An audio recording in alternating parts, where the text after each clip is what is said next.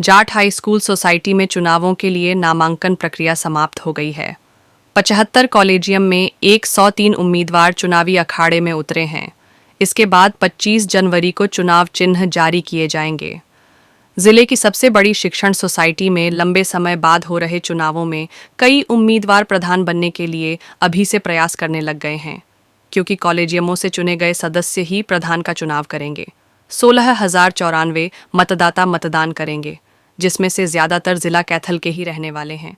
ऐसे में राजनीति पार्टियां भी अपने समर्थित सदस्य को प्रधान बनाने के लिए जोर लगाएंगी।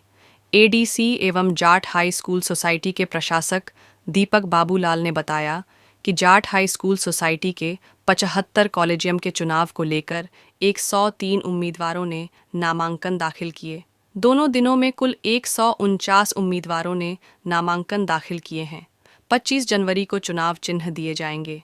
इसके बाद 2 फरवरी को सुबह 8 से शाम 4 बजे तक जाट कॉलेज कैथल में मतदान होगा। इसमें कुल 16,094 मतदाता मतदान करेंगे। उसी दिन शाम को परिणाम घोषित किया जाएगा। मेरा नाम बलकार नैन है। मैंने कॉलेजियम नंबर 2 से आज नॉमिनेशन फाइल किया है और संस्था का कई वर्षों से चुनाव नहीं हो रहा था। एडीसी महोदया ने बड़े अच्छे काम किए, चुनाव की तरफ बढ़े संस्था में। कई प्रशासक लगे, संस्था पे चुनाव नहीं करा पाए। एडीसी साहब ने चुनाव प्रक्रिया पूरी करी और चुनाव नॉमिनेशन आज करने का पहला दिन है। तो किन किन मुद्दों को देखते हैं चुनाव में? संस्था में बच्चे की बहुत कमी हो रही है।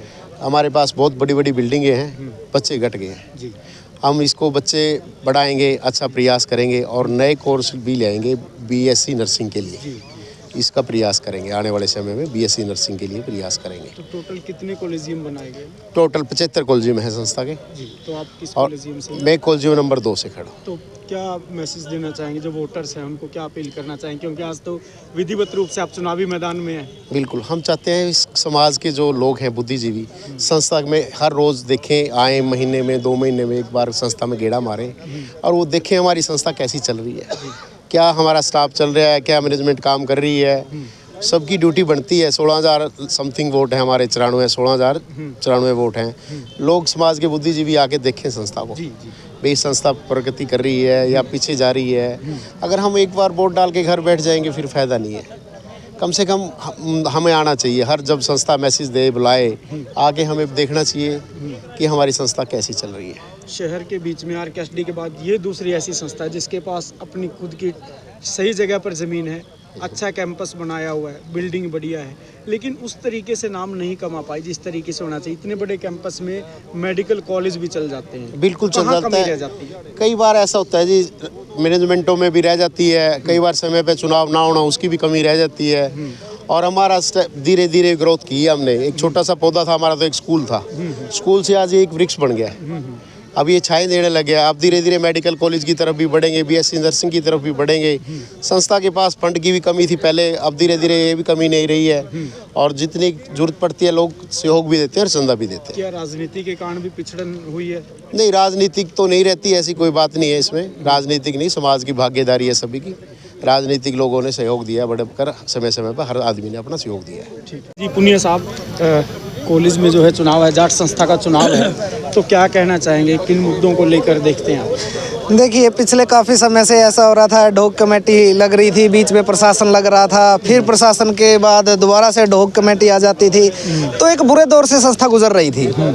और क्योंकि पुराने जो नए वोट ओपन किए थे पुरानी मैनेजमेंट ने, तो उन वोटों के मसले पर काफ़ी टाइम से कोई कोर्ट में जा रहा है, कोई किसी तरीके से जा रहा है, तो उस पर काफ़ी जद्दोजहद चल रही थी। और उसके बाद अब एडीसी साहब को यहाँ का प्रशासन दिया गया, तो उन्होंने इलेक्शन करवाने की अच्छी मंशा थी, हम उसका की प्रशंसा करना चाहते हैं। लेकिन एडीसी साहब से भी कई चीज़ों में खामियां रही। जी, क्या क्या? अब देखिए, जिस समय नए वोट ओपन किए थे, शायद आप भी इस बात को जानते होंगे कि उस समय मैं इस संस्था में कर्मचारी था। जी।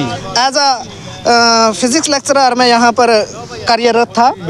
और जैसे बाकी लोग अपना वोट अप्लाई कर रहे थे, तो मैंने भी अपना वोट अप्लाई किया, क्योंकि मैं भी इसी समाज का हूँ। तो जब वोट अप्लाई किया, पुरानी मैनेजमेंट ने वोट को वैलिड कर दिया, वोट बन गया। और वोट बढ़ने के बाद फिर देखिए कितना ज़बरदस्त एपिसोड हुआ यहाँ पर। वोट बढ़ने के बाद क्या किया गया, मैनेजमेंट ने यहाँ कनपट्टी पे बंदूक रख ली कि भाई या तो आप अपना वोट डालने का जो अधिकार है वो वापस ले लें या फिर स्कूल छोड़ दें। तो एक रोजगार आदमी के पास रोजगार से बढ़कर शायद कुछ चीज़ नहीं होती। ठीक है बात। उस समय मैंने बड़ी उसके साथ, क्योंकि शॉर्ट टर्म में ही डिसीजन लेना था, तो उन्होंने एक एफिडेविट मांगा कि भाई आप लिख करके हमें दें कि आप इस चुनाव में पार्टिसिपेट नहीं करेंगे। तो जब वो कनपट्टी पर बंदूक रखी गई थी, जॉब जाने का एक खतरा था, तो एप्लीकेशन के थ्रू हमने कहा कि हमारा वोट फ्रीज कर दिया जाए। तो उस समय वो फ्रीज कर दिया। अब एडीसी साहब ने बहुत सारे न्यू वोटों को काट दिया, क्योंकि उनके पास अधिकार था और वो चाहते थे कि इलेक्शन करवाया जाए। तो फिर उसमें हमने भी एप्लीकेशन दी। यहाँ पर बोला गया था कि आप तब तक अपने ऑब्जेक्शन फिल कर सकते हैं। उन ऑब्जेक्शनों में हमने जितनी बार ऑब्जेक्शन मांगे, एप्लीकेशन दी, लेकिन एप्लीकेशन पर कोई गौर नहीं हुआ। तब जा करके एडीसी साहब से मिलना भी नहीं हुआ। आज जा करके एडीसी साहब से बात हुई, तो एडीसी साहब का आंसर था कि आपका वोट तो पुरानी गवर्निंग बॉडी थी जो उसने काटा है, हमारे पास इसका अधिकार नहीं था, और अब जो नई गवर्निंग बॉडी आएगी वही आपके वोट को बहाल करेगी। तो मैंने डीसी साहब को कहा कि जब आपने इतने वोटों को काट दिया, जब आपके पास वोटों को काटने का अधिकार था, तो क्या आपको कटे हुए वोट को वापस लाने का अधिकार नहीं है? उन्होंने कहा कि आपने एप्लीकेशन दी हुई थी। मैंने कहा जी एप्लीकेशन तो अंडर प्रेशर किसी से भी कोई चीज़ करवा लो, किसी की कनपट्टी पे बंदूक रखो और बोलो, क्या करेगा? मरता बंदा क्या करेगा? साइन करेगा? तो मैंने कहा चलो वो भी छोड़ो। अब तो आपने अभी 5-10 दिन पहले इन्होंने लेटर डाला था कि अगर कोई कर्मचारी इस संस्था में काम करता है और उसका वोट है, या तो वो रिजाइन दे दे या फिर अपना वोट कटवा ले। ठीक है। रिजाइन देने के बाद तो वोट रहता। मैं तो बहुत पहले रिजाइन दे चुका हूँ जी। तो इतने देर पहले रिजाइन देने के बावजूद भी, क्योंकि एक मनसा थी, सच बताएं तो आपको एक मनसा थी कि इस संस्था में हमने पहले 6 साल काम किया और बड़ी ईमानदारी से, बड़ी निष्ठापूर्वक कार्य किया। हजारों बच्चों को हमने पढ़ाया। जब तक कहीं और सेटल नहीं हुए तो हम लगातार यहाँ पढ़ाते रहे और अपनी मर्जी से यहाँ पर रिजाइन दे करके गए। तो हमें ये था कि ये जो संस्था जिसमें इतना काम किया, क्यों ना अब इसकी गवर्निंग बॉडी में आकर के इस संस्था को और ऊपर लेकर जाया जाए। तो शायद कुछ लोग ये चाहते नहीं हैं कि कोई यहाँ पर पढ़े लिखे लोग इस मैनेजमेंट के अंदर आएँ और इस संस्था को ऊपर लेकर जाने का काम करें।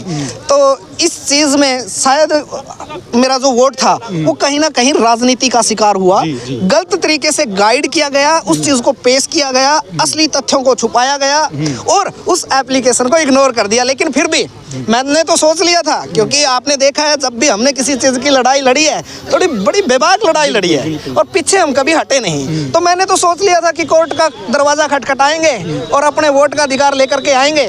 लेकिन फिर हमारे समाज के कुछ जो चुनिंदा लोग थे, उन्होंने कहा कि भाई पुनिया, बड़ी मुश्किल से इलेक्शन हो रहा है और ये एडहॉक कमेटी का जो सिस्टम है, इससे बड़ा मुश्किल से छुटकारा मिल रहा है, तो रहने दो, कोई बात नहीं, जो भी बनेगा अपना बनेगा। तो मैंने उनकी बात को स्वीकार किया कि चलो जो वोट कैंसिल हुआ है उसको गवर्निंग बॉडी आने के बाद देखेंगे। लेकिन अब हमारी मंशा यही है कि इलेक्शन बड़े शांतिपूर्वक तरीके से हो और एक अच्छी पढ़ी लिखी सूझबूझ वाली मैनेजमेंट बन करके आए, ताकि ये इमारतें जो आपको चमक रही हैं ये ऐसे ही दिन दुगनी और रात चौगनी उन्नति करती रहें और यहाँ पर ये और संस्थाओं की भांति अच्छे तरीके से ग्रो करें। यहाँ पर हर फैसिलिटी हो, हर तरीके के कोर्स हों, अच्छी फैकल्टी का चुनाव किया जाए, अपने भाई बंधु भतीजावाद को छोड़ करके इनसे ऊपर उठ करके टीचर्स की फैकल्टी की सिलेक्शन की जाए और भी जो विकास के कार्य हैं वो बिना किसी भेदभाव के किए जाए। शुक्रिया, थैंक यू जी। क्या नाम है अपना? मेरा नाम है डॉक्टर सुरेश राविश और मैं PM श्री G संगड़ का प्रिंसिपल हूँ। और सबसे पहले तो मैं आप साथियों का धन्यवाद करता हूँ कि कैथल न्यूज़ का धन्यवाद करता हूँ कि आपने इस संस्था के बारे में जो चिंता जताई, यहाँ की समस्या के बारे में, यहाँ क्या हो रहा है, कौन लोग कंटेस्टेंट है, कौन इलेक्शन लड़ रहे हैं, कितना उनमें जुझारूपन है, इस बात की जानकारी लेने के लिए आप आए। आपका तहे दिल से धन्यवाद।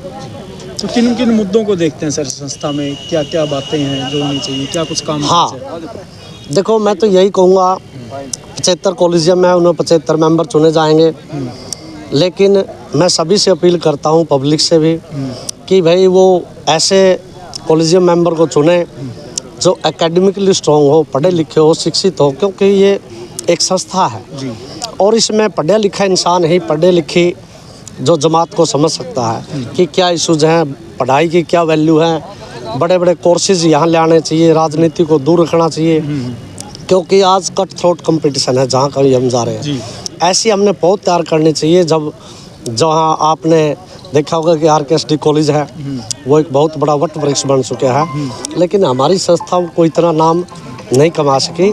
तो उनसे भी आगे बढ़ कर के इस संस्था के अंदर इतना इंफ्रास्ट्रक्चर है कि RKSD के पास भी नहीं है। लेकिन एक विल पावर होनी चाहिए कि भाई बच्चों का अच्छे कोर्सेज, मेडिकल के बहुत से कोर्सेज आ सकते हैं, BSc नर्सिंग का आ सकता है, मेडिकल आ सकते हैं और आ सकते हैं। लेकिन कोर्सेज तो पहले भी बहुत अच्छे आए हुए हैं, लेकिन उनमें एक विल पावर की मेरे को कहीं ना कहीं कमी दिखाई दे रही है। और मैं उम्मीद करता हूँ, ADC साहब का भी धन्यवाद करता हूँ कि काफ़ी लंबे समय से इलेक्शन ड्यू थे संस्था के, और उन्होंने इस समस्या को समझा और प्रजातांत्रिक तरीके से एक डेमोक्रेटिक वे से अब संस्थावासियों के जितने भी वोटर हैं उनको एक चांस दिया कि भाई एक इलेक्शन प्रजातांत्रिक तरीके से हो संपन्न। और मैं यही उम्मीद करता हूँ जो आने वाली कमेटी है उसका जो चेयरमैन है, उसके जो नीचे मेंबर और भी बनेंगे, कि उनसे यही अपील करता हूँ कि संस्था को संस्था बनाए रखें, इसमें कोई पॉलिटिसाइज ना हो। क्योंकि हमारे समाज में एक मैसेज आना चाहिए कि हाँ, एक कमेटी बनी है कि उससे एक नया इनोवेशन आया है, नया स्टार्टअप आया है, नई टेक्नोलॉजी का ज़माना है, AI का ज़माना है। उन सभी का सहारा लेकर के इस संस्था को बुलंदियों तक ले जाया जा सकता है। Thank you very much. मेरा नाम डॉक्टर मोहकम सिंह डुड़ है। मैं नेहरू गार्डन कॉलोनी गली नंबर 9 में रहता हूँ। तो डुल साहब, ये समाज की संस्था है, इसका चुनाव है, तो चुनाव में क्या कुछ मुद्दे देखते हो? मुद्दे तो जी इसकी बहुत बड़ी शाखा है। अच्छी क्वालिटी के टीचर लगने चाहिए, नए आधुनिक कोर्स आने चाहिए, और जी जो भी इसकी प्रॉपर्टी लोगों ने दाब रखी वह भी छूटनी चाहिए। और जी इसके लिए जैसे मिडवाइफरी ANM में जो हमारे समाज से विद्यार्थ से ताल्लुक़ है उनकी चाहिए। और अच्छे पढ़े लिखे बच्चे इस समाज के चुन के आने चाहिए जो एक्ट अनुसार कानून अनुसार काम करें और इसकी संस्था की भलाई के लिए प्रयास करते रहें। आप जैसे उसे पूछ ले नहीं पता हो तो, और इसको ऊँचे ले जाने का काम करें ताकि हमारे बच्चे विदेशों में जाए। लेकिन अभी इतना अच्छा इसका स्टैंडर्ड नहीं बढ़ा जितना होना चाहिए था। जो इसके पास जायदाद है, बिल्डिंग है, सारी चीज़ें हैं, लेकिन उम्मीद है कि आने वाले में नए बच्चे पढ़े लिखे आ रहे हैं, इसको ऊपर ले जाएंगे। आप लोगों का सहयोग रहेगा और यह संस्था तरक्की करेगी, मुझे पूरी उम्मीद है। शुक्रिया।